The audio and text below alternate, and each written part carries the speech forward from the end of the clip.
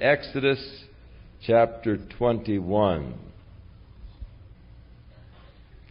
God said to Moses, "Now these are the judgments which thou shalt set before them."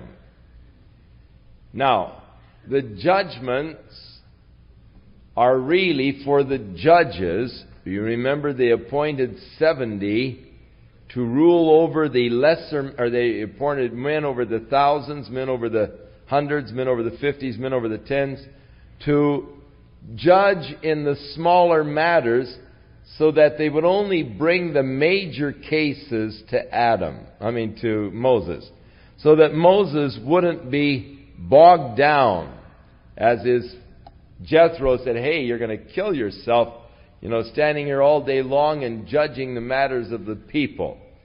So these are the judgments for the guidelines for the judges who are judging in these matters that are brought before them. These are the judgments, the guidelines for the judges. These are not an individual kind of a retaliation kind of thing that you're supposed to take, but these are the standards that have been set for the judges. And the term judgments refer to the standards set for the judgments. Now you read of God's statutes, of His ordinances, of His law, and of His judgments. These are one of the things you read about. The judgments of God are different from the statutes. The statutes are different from the ordinances. The ordinances are different from the basic law. And so that all is comprised in the law, but these now are the guidelines for those men who were chosen to be judges. Now it is interesting that here in verse 6 and then in chapter 22, verse 8 and verse 9, the word judges in these verses is the Hebrew word Elohim, which is the word for gods. And the judges are called gods because they are acting in the place of God in bringing God's judgment upon man. Bringing and enforcing God's judgment upon the particular situations. They were acting in the place of God, and thus the term for the judges was gods, Elohim. And thus, in the New Testament, when the Pharisees were arguing with Jesus in the Gospel of John,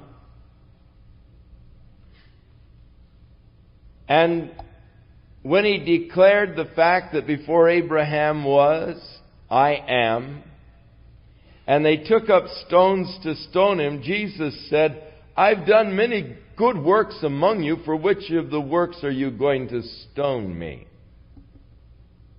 And they said, "Not for the works that you have done, but because you are a man and continually insisting that you are equal with God." And He said, "Did I not say, or did I not say, or the Word of God say that ye are gods? Then why are you going to stone me because I say I am the Son of God?" Now, in the Word it said, "Ye are gods." In other words, here in Exodus, these men are called gods. Those who were to judge and enact God's judgment on men. It doesn't mean in any wise that they were, as the eternal God, the creator of heaven and earth. It just meant that they were acting as gods and in the place of God, in the fact that they have been given this responsibility of judging men, and thus men's lives were in their hands. And thus, acting for God, they were called Elohim, gods. The word Elohim refers in the Old Testament to many different gods. It is not a term used exclusively for the God who created the heaven and the earth. The Bible recognizes that man can have many different gods that are not true gods. That is, they are not the true God. They are God as far as they are the ruling master passion of a person's life. David said, the gods of the heathen are vain, Elohim. Recognizing that heathen had gods, but they weren't true gods. And God challenged, if you be gods, if you be Elohim, then prove it by telling us something that is going to happen before it ever happens. And thus, the term Elohim refers to that which is the master guiding principle or passion of a person's life. Now, I went into that to give you just a background to the scripture that Jesus referred to in the Gospel of John, because the Mormons, because of that one reference of Christ to this scripture, ye are gods, have built the whole doctrine of man's progression into God. And that if you are a faithful Mormon, and your marriage has been sealed in the Mormon temple, and you've gone through the rites, and you wear your underwear and the whole thing, what that has to do with making you a god, I don't know, but you can be one. And you will be gods. That's their teaching. And you and your wife, who has been sealed to you in marriage, will be able to go to a planet, and you will be able to start your own little world on that planet. And other Mormons and good people, Christians and all, who weren't faithful, true Mormons all the way, who didn't quite make it to the God stature, will be your angels and will serve you in your own system that you inaugurate, and you will be God over that planet, and you will watch over that planet and develop and so forth a whole life form and style and all from your offspring there in some planet in the universe. Now that is the acknowledged, recognized goal of the Mormon. Now, Brigham Young did something that has upset a lot of Mormons, in that he has carried this particular concept back one step instead of forward one step. If you carry it forward one step, every Mormon will acknowledge that that is the goal, and that is the purpose, and that is their desire to be God, and they are ascending the scale in progression into godhood. And to have their own planet and take their wife and begin their own little experiment on a planet someplace. Brigham Young carried it back one step. And he said that Adam was a good Mormon who progressed into God. And he brought to the earth one of his celestial wives, Eve. And they began to have their children, and that they began to populate the earth, and that Adam is our God and the only God with whom we have to do. Now, Mormons get very upset about that, and they say, oh, you've taken what he said out of context. But I challenge you, read the whole context of that sermon, and you'll find that it isn't taken out of context. It is actually consistent with the Mormon doctrine. But it takes it back one step instead of forward one step. And why not?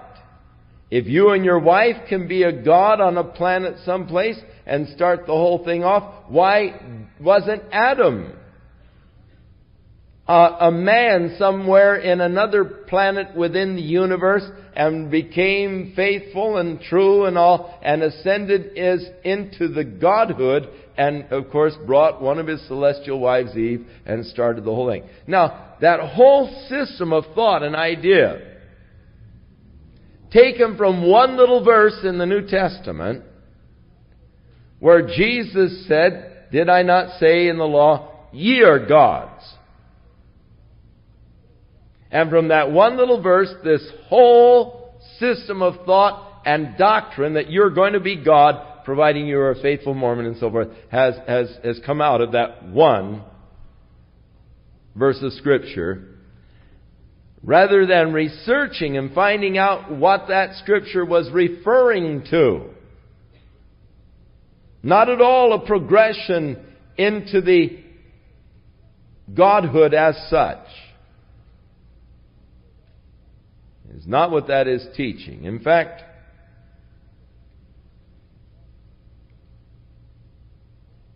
that desire to be God is the thing that has started the whole problem with the human race and with the angels prior. When you read of Satan's fall in Isaiah 14, "How art thou fallen from heaven, O Lucifer, son of the morning?" And he goes on to tell of his will against the will of God. The fifth statement of Satan was, "I will be like the Most High." Shakespeare has someone saying, "O Cromwell, flee ambition, for by this sin did the angels fall. I will be like God." When Adam and Eve were in the garden and Satan came to Eve to tempt her to eat of the fruit that God had forbidden, what was the enticement that Adam held out to her? "The day that you eat of it, you will be wise as gods." And so that desire to be wise as God is the thing that he used to trip Eve up in the garden. Be like God. Be as God. So it is the same thing that is being held out to people today. But the word judges, Elohim, does not refer at all to the living, eternal God who created the heavens and the earth, but men who are appointed to judge in the cases that are brought before them, and in judging are representing God and are acting for God, holding the lives and the destiny of these men in their hands. It is so that the judges will realize the awesome responsibility that they have as a judge.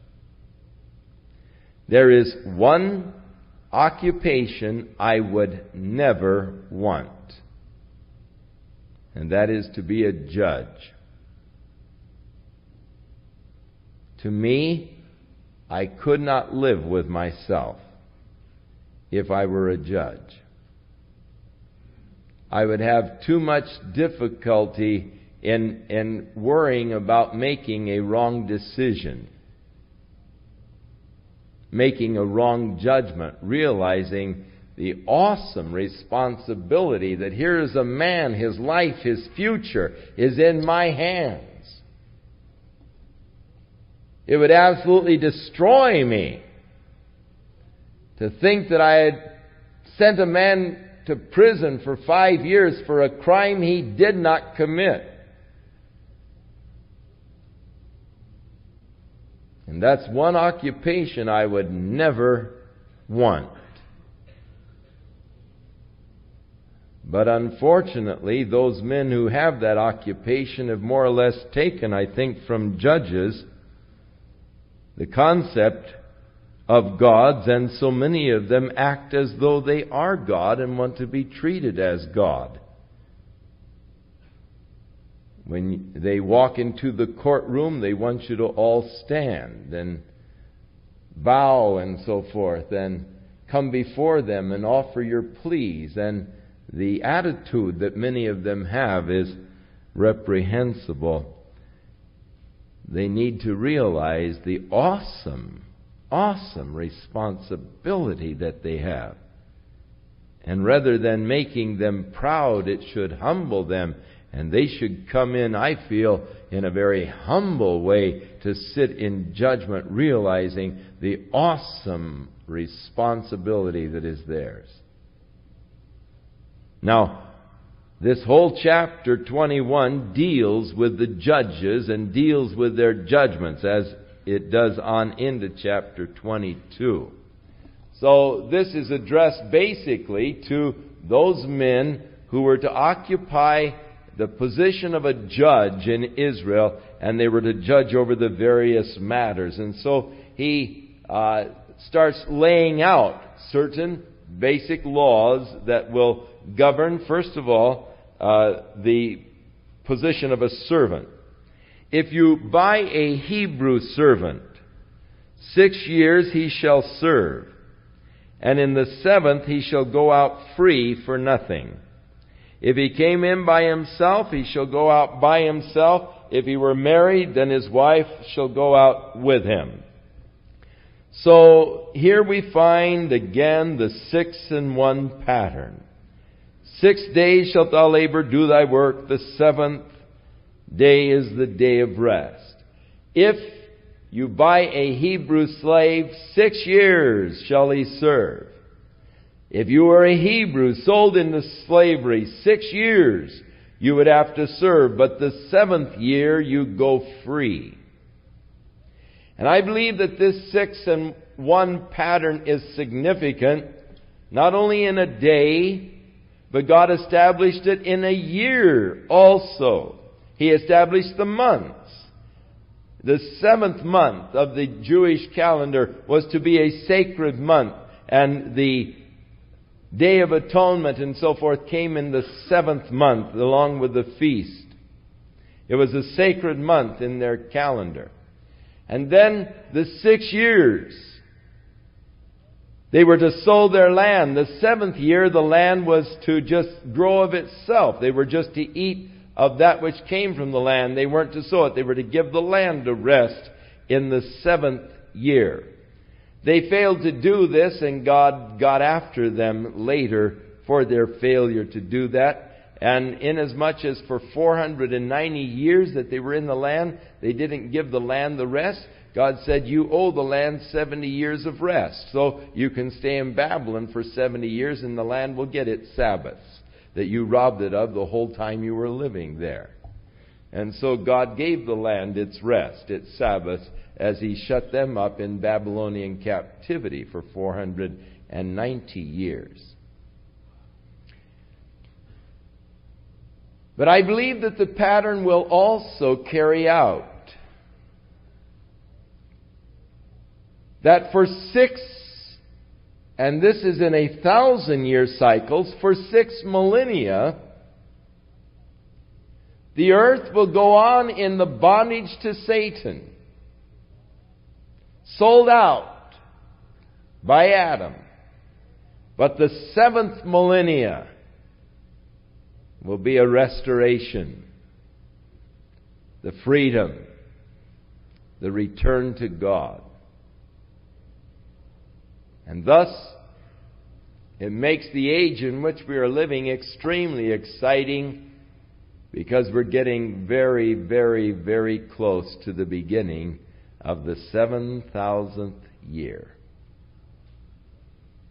Now, how long before Christ Adam fell in the garden, we don't know for certain. Somewhere around 4,000 years before Christ, Adam turned this whole system over to Satan. Living now in 1979,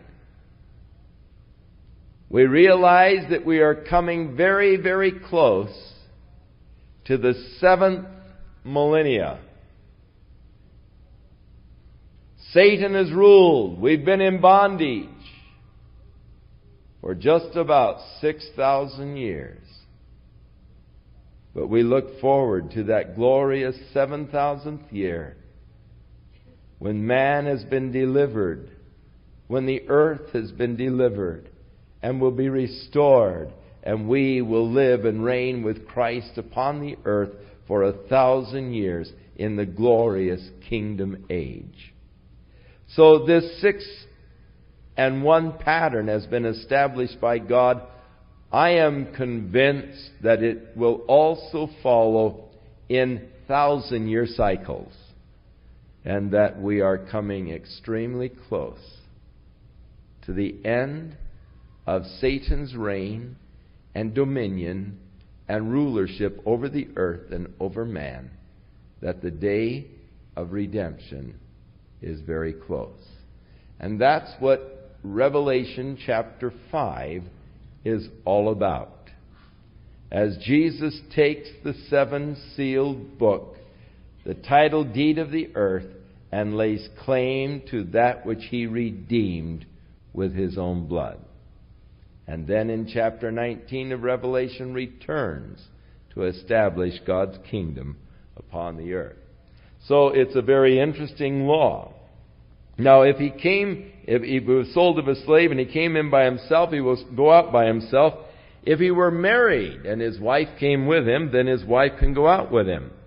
But if his master has given him a wife, and she has borne him sons or daughters, the wife and her children shall be her master's, and he shall go out by himself. The slave had no rights at all. No rights of possession. Therefore, if you were sold as a slave,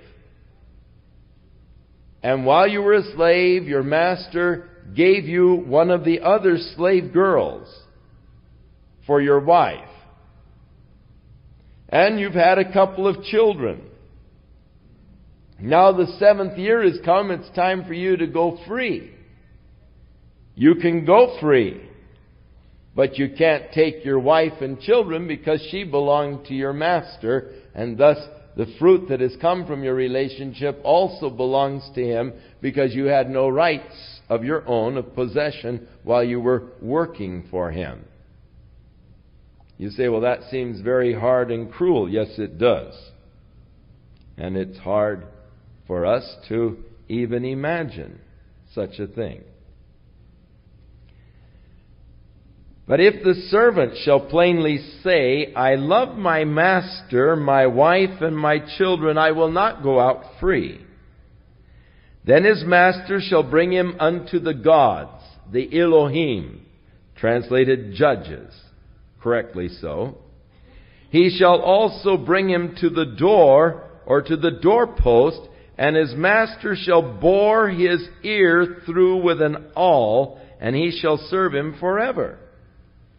So you've had your wife and your children and say, hey, I love this. I love my master. He's treating me good. I love my wife. I love my children. I don't want to go free. I want to serve him. Then he brings you before the judges, and there your master takes an awl, and he runs the awl through the lobe of your ear, and he pins you to a post with that awl. And then you would put a gold ring, as a rule, in the pierced ear, which was the sign of a slave by choice. It indicated that it was a slave by choice. You had willingly submitted to this life of slavery. Now, there is an interesting prophecy concerning Jesus Christ that declares, my ear hath he pierced. So Christ, in a figurative sense, had a pierced ear, inasmuch as he by choice submitted to the will of the Father, who being in the form of God and thought it not robbery to be equal with God, yet emptied himself, became of no reputation, humbled himself, and became as a servant, the pierced-ear servant. It was service by willingness. He willingly submitted himself to the Father's will to serve. And thus the prophecy, mine ear hath he pierced, referring to Jesus Christ and his serving of God. Now, in a figurative sense, I have a pierced ear, in that I am glad to take the title of Chuck, a bondslave of Jesus Christ. It's slavery by choice. I don't have to serve him. I don't have to be his slave. I want to be his servant. I want to be his slave. I really want everything that I possess and am to belong to him. Not to lay claims to things for myself, but what I am and what I have are his, the pierced ear. And all of the New Testament writers, beginning their epistles, would write, Paul, a bondslave of Jesus Christ. Peter, a bondslave of Jesus Christ. Jude, a bondservant of Jesus Christ. They love the title. And I know of nothing better that could happen to any of us than just to be a bondservant of Jesus Christ. A servant by choice. Oh, that he would bring us to the post and run the awl through our ears, that we might demonstrate that we are servants by choice. It isn't forced upon us. We don't have to be. But I love him. I love my master. No one's ever treated me so good. I've never had it so well. I love serving him. And thus, it is the choice of life. And the choice of being a bondslave was irrevocable. That was it. Once your ear was pierced, that was a choice of life, an irrevocable choice. And so the law of the servant. And if a man sell his daughter to be a maidservant, she shall not go out as the men servants do. And if she please not her master, who hath betrothed her to himself, then shall he let her be redeemed. But to sell her to a strange nation he shall have no power, seeing he hath dealt deceitfully with her. So it's the idea of actually, men bought their wives in those days, and they became like a servant or like a slave practically. You bought her, she belongs to you. And so they had this form of dowry. And if you took a wife, you paid the dowry. Now a dowry wasn't such a bad deal. Actually, what a dowry was alimony in advance. The father would figure how much it would take for her to live. If you should decide you don't want her after you're married, because divorce was quite easy. Find out once I've purchased her, I don't like her. Then let her be redeemed. That she doesn't have to stay there and take my guff forever. But I don't have any right to sell her to a strange nation. But she should have the right of her dowry. She can live off of what I paid to get her in the beginning. If she please not her master, who hath betrothed her to himself, then he let her be redeemed. Verse 9, and if he hath betrothed her unto his son, he shall deal with her after the manner of daughters. And if he take him another wife, her food, her raiment, and her duty of marriage shall he not diminish. In other words, he's got to go ahead and pay her alimony and take care of her and so forth. And if he do not these three unto her, then she shall go out free without money. So it was tragic, but that's the way their customs were in those days. Women had very little rights, so you've come a long way. Why have you come a long way? because of Jesus Christ. Hey, women still have it tough in a lot of cultures. If you don't believe it, you just go to some of these other areas. New Guinea, Guatemala even, close by. Look at the lot of the Bedouin women. Man, they have it tough. You women can be thankful for what the Lord has done in liberating you. It is actually because of Jesus Christ and His declaring that we are all of us children of God, and in Christ there is neither male nor female. The distinctions are broken down. It is Christ that has put us all on an equal footing and an equal plane, and has taken away any concept or idea of a superior sex. That God favors men over women, or vice versa. It doesn't exist. We are all one in Christ Jesus. And it is the Christian ethic that has done so much to give the woman the rightful place of equality with a man, but such does not exist in cultures where the Christian gospel has not had a strong influence. Be glad, women, you're not a Muslim. If you don't believe that, just read what Khomeini is doing to the women there in Iran, and you'll find out that being a Muslim woman wouldn't be so easy. Many of you wouldn't last long under his reign.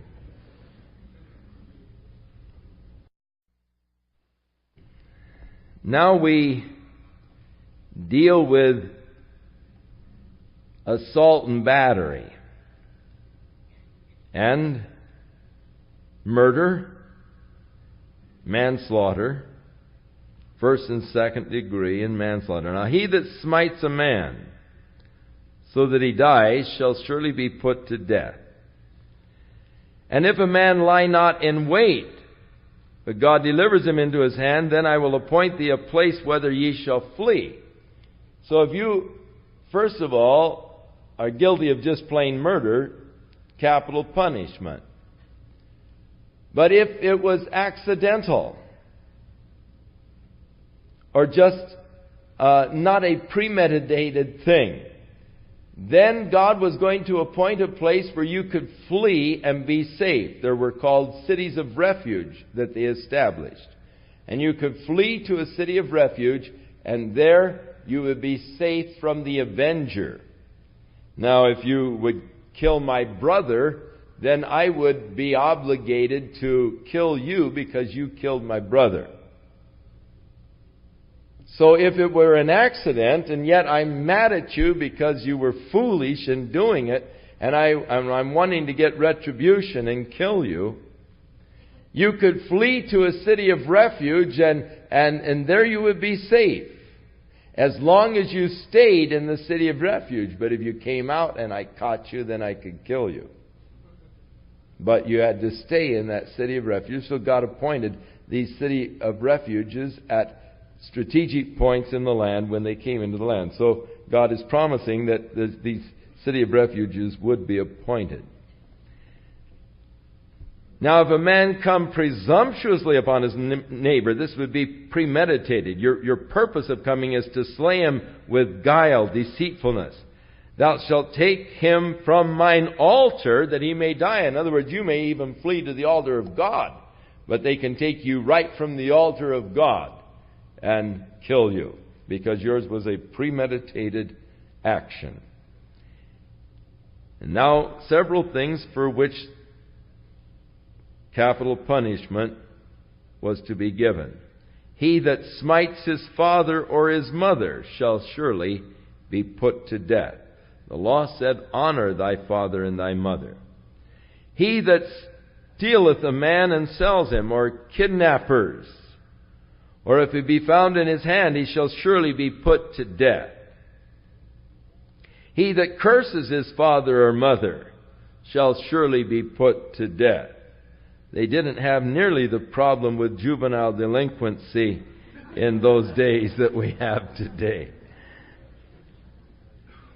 And if men are fighting together and one smites another with a stone or with his fist, and he did not die, but he's laid up for a while, and he is able finally to get out of bed and walk on a crutch, he that smote him will be acquitted, only he shall pay for his loss of time until he is thoroughly healed. Now, if a man smite his servant or his maid, and shows you what little rights the maids and servants had. If it's your servant or maid, you smite him with a rod and he dies under his hand, he shall be punished. But it wasn't capital punishment. Notwithstanding, if he continues a day or two, he shall not be punished, for he is his money. In other words, if he lingers before he dies, then you won't be punished, because actually you've lost your own money. He belongs to you. If men are striving and hurt a woman who is pregnant, so that she aborts actually the child, has a miscarriage, and yet no further danger or mischief follow, he shall surely be punished according as the woman's husband will lay upon him, and he must pay whatever the judges determine.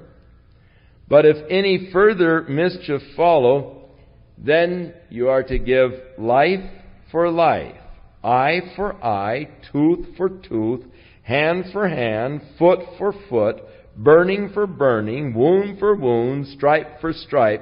And if a man smite the eye of his servant or the eye of his maid that it perish, then he shall let him go free for his eye's sake. But this eye for eye, tooth for tooth, burning for burning, and so forth. Now, men have begun to misinterpret this law as if someone had struck you in the eye, that you have a right, not only a right, you've got an obligation to smack him in the eye.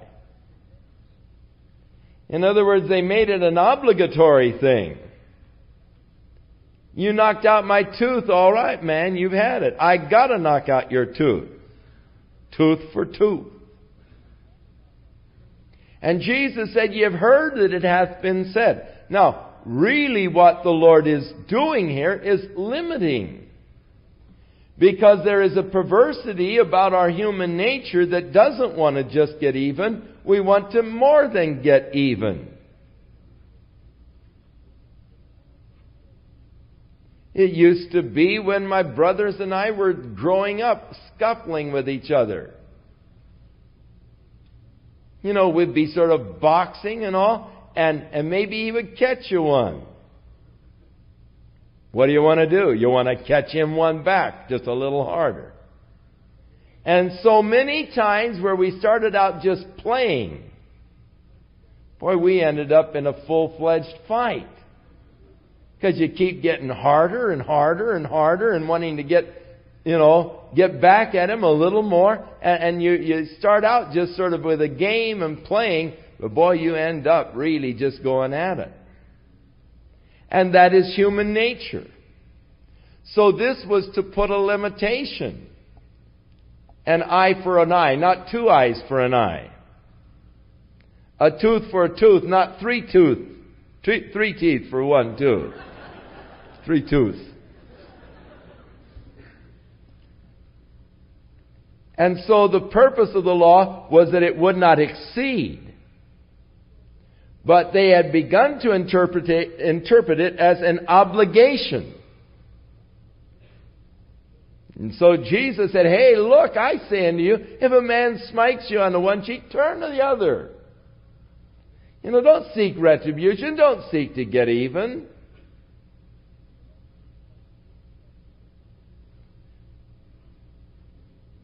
And so Christ gave a whole new concept to this. It isn't, I'm not under an obligation to black your eye because you blacked mine. Better to forgive. Better to pass it over. And so Christ was showing, actually, that the law was intended to curb man's spirit and to curb that spirit of retaliation, that desire to retaliate. But it had become misinterpreted by the Pharisees.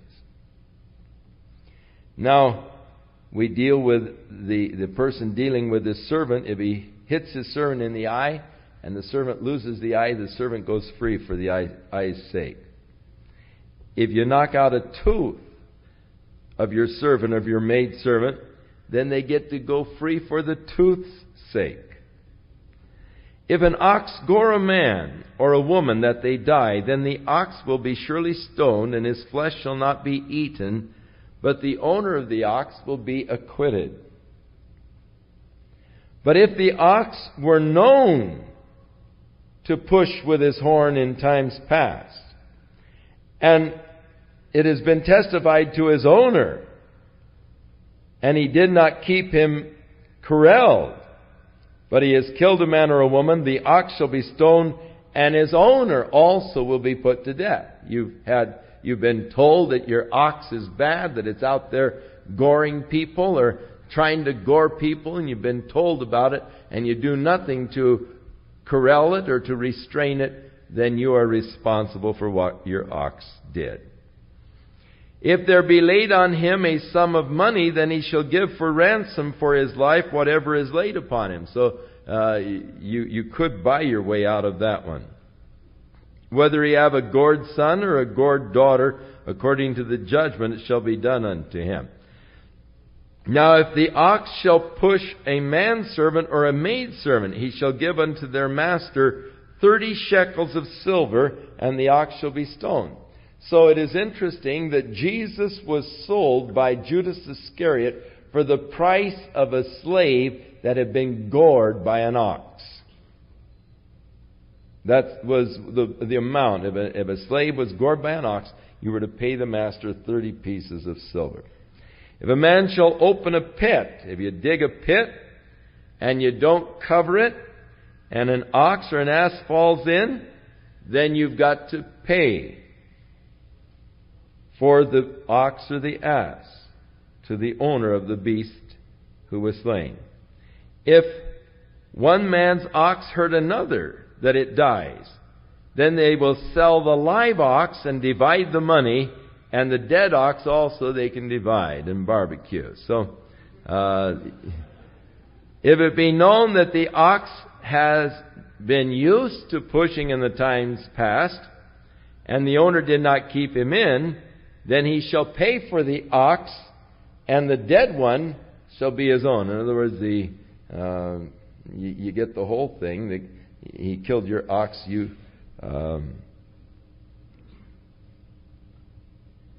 has to pay you, and then you get the dead carcass also. If a man shall steal an ox or a sheep and kill it, the rustlers, or sell it, he shall restore 5 oxen for an ox, 4 sheep for a sheep. You see, in those days, they were interested in taking care of the innocent party. Now, something's gone wrong in our judgments today, and we're interested in the rights of the criminal. We're no longer interested in the rights of the person who has been victimized by the crime. You're out of luck. But let's guard and protect the rights of this criminal. Oh, things are getting so bad that I'm afraid that vigilante groups and the KKK are going to arise. Something better happen. Watching on the news this past week in the Los Angeles area, a woman was walking along the beach, and 2 men started talking with her. Foolishly, she went to their apartment, or they forced her, I guess, into their van, according to the story, took her to their apartment, and there viciously abused her, raped her, broke her jaw, and the neighbors heard the woman screaming and called the police. And the police responded to the call. When they came to the door, the guy wouldn't let them in, so they broke the door down, found the woman bound and gagged in a closet, beaten up horribly, broken jaw and all. But now this man is out on parole for raping women. He's been charged 7 times. And is actually out on bond pending charges of rape. But now this whole case is about to be thrown out because the officers really had no right to break his door down to find out why the woman was screaming and crying inside. They violated his rights. And so all of the evidence, the woman beaten up, her story and everything, is no good because they didn't say, please may I come in and look around inside. Well, they said that, but he said no. Oh, I'll tell you, talk about rights. What about the woman's rights? Something's gone horribly wrong in our whole system. We really shouldn't call our system of justice anymore because really there is so little real justice. You say, how come you're so much? Well, we're in what is really just and what God is talking about justice and not the perversion that we find created by... I better not say it, we're on the radio.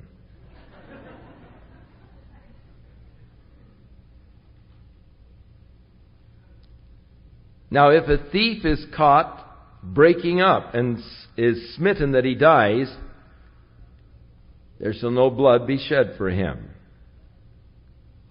But if it is daylight and you catch him, then you should cause him to make full restitution, and if he has nothing, then he is sold for his theft. And if the theft is certainly found in his hand alive, whether it be an ox or an ass or sheep, he shall restore double. If a man shall cause a field or a vineyard to be eaten, and he shall put his animals and shall feed them in another man's field, then the best of his own field and the best of his own vineyard shall he make restitution. In other words, if we're neighboring farmers and you set your sheep over in my field to graze, and they're eating up my field, then I get the best of yours. I can go in and just help myself to the best that you've got. If fire breaks out and catches in the thorns so that the stacks of corn or the standing corn or the field is consumed, he that kindled the fire shall make restitution. If a man shall deliver unto his neighbor money or stuff to keep, and it be stolen out of the man's house, if the thief is found, let him pay double. If the thief is not found, then let the master be brought to the judges, the Elohim, to see whether he has put his own hand to his neighbor's goods. For all manner of trespass, whether it be for ox, ass, sheep, or raiment, or for any manner of lost thing which another challenges to be his, the cause of both parties shall come before the judges of the gods, and whom the judges shall condemn, he shall pay double to his neighbor. Now if a man deliver unto his neighbor an ass or an ox, or a sheep or any beast to keep it, and it dies or is hurt or driven away, and no one sees it, then shall an oath of the Lord be between them both, that he hath not put his hand to his neighbor's goods, and the owner of it shall accept thereof, and shall not make it good. In other words, if you ask me to keep your ox, and somehow it is stolen or it strays away, then I come to you and I say, I swear by God, I didn't touch it.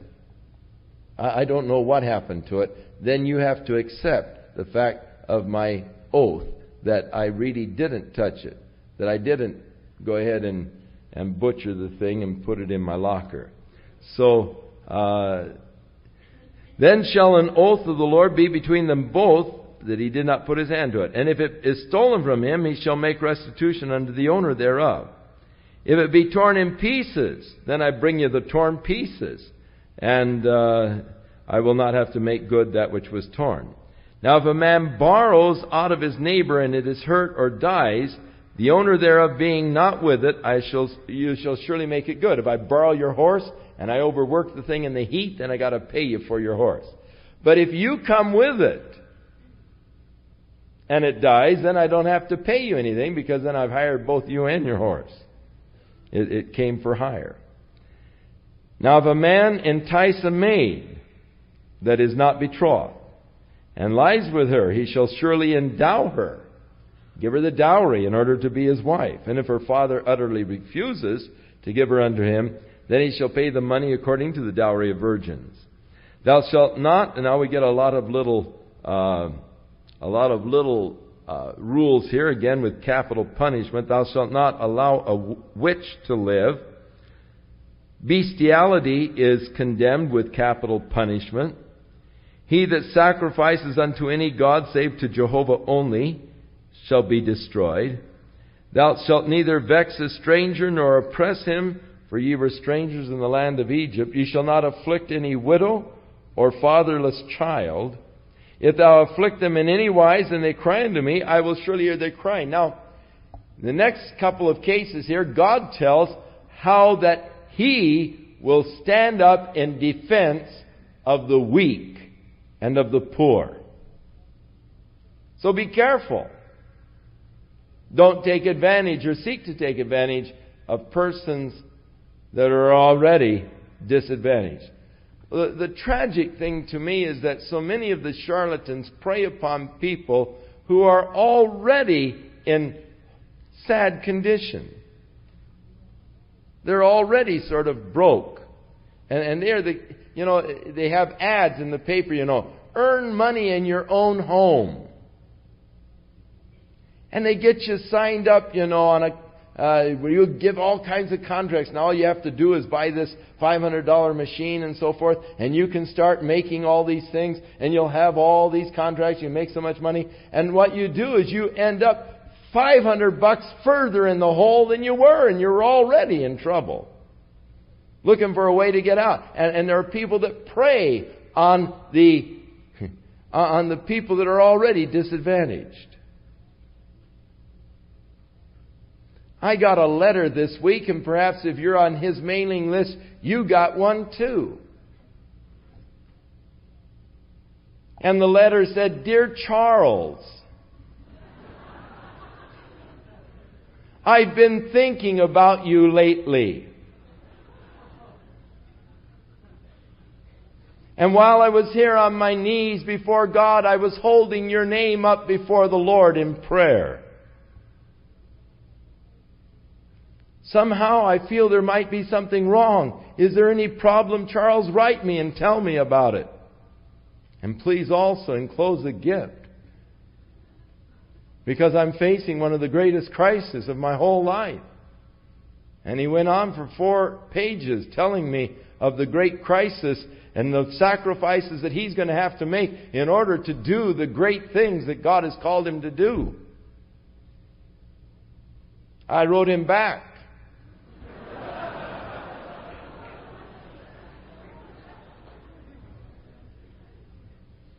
And I wrote, Dear, and I won't tell you his name, because you probably got a letter too, and you thought he's just writing to you personally. Isn't that neat? I wish I could come and visit you in your home and sit down and explain to you personally what my problems are.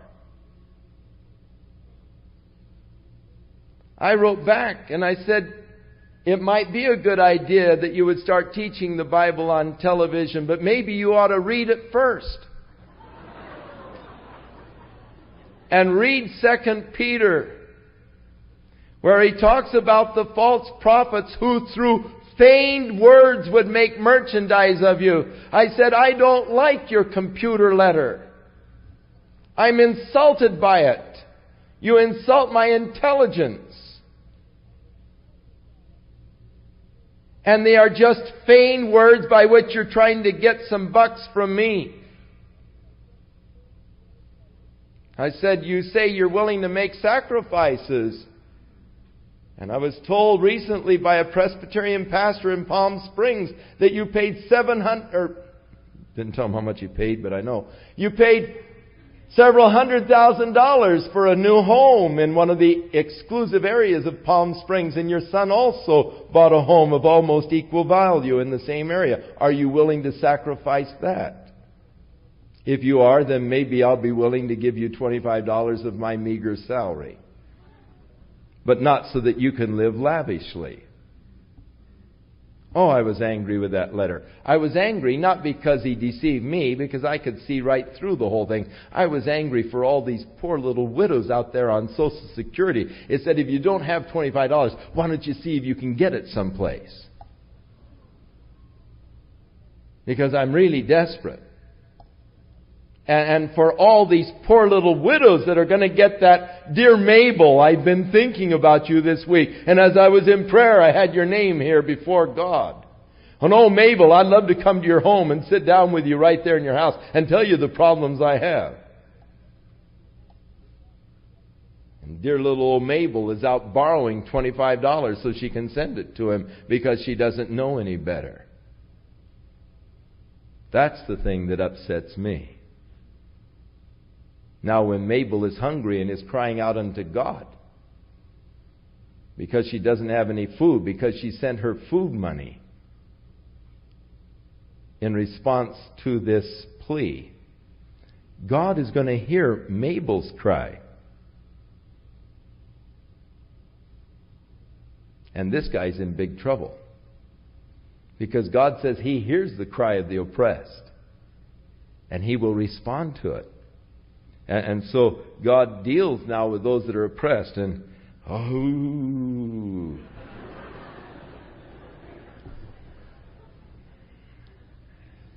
this kind of stuff, it upsets me. I get taken off their mailing list in a hurry because I usually respond to them. I can't stand it.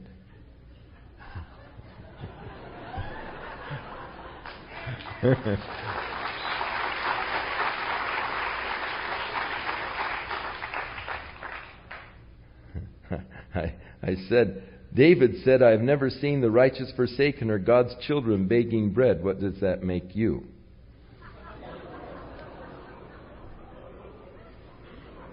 They take me off their mailing list in a hurry. Ye shall not afflict any widow or fatherless child. If you afflict them in any wise, and they cry it all unto me, I will surely hear their cry. And my wrath shall wax hot, and I will kill you with a sword, and your wives shall be widows, and your children fatherless.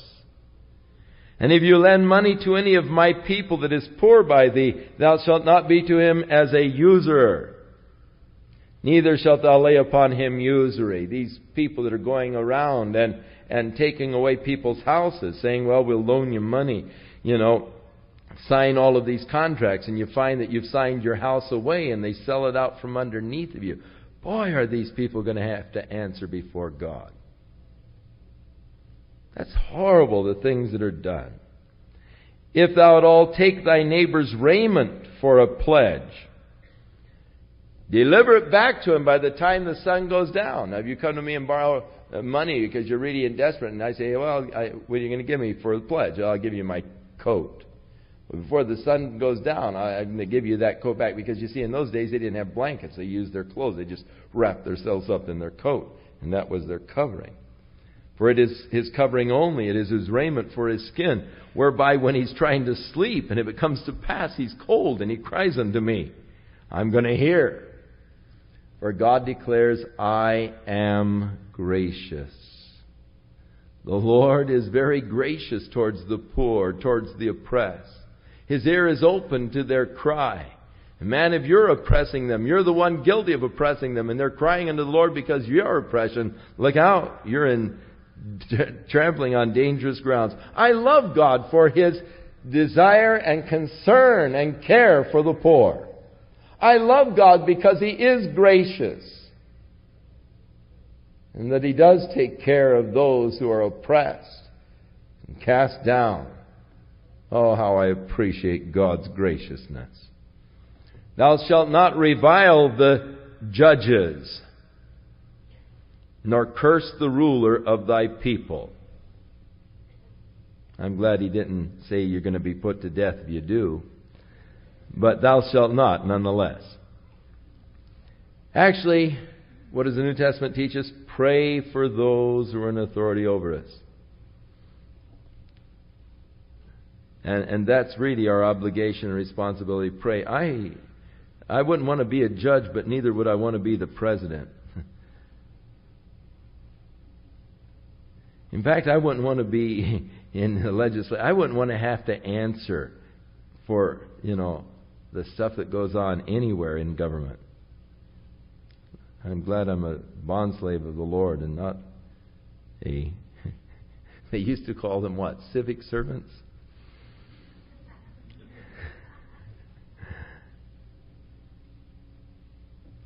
Boy, how we've changed. Now thou shalt not delay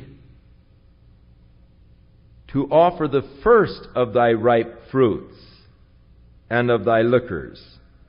The firstborn of thy sons shalt thou give to me. You're not to delay. You're not to put off paying your dues to God.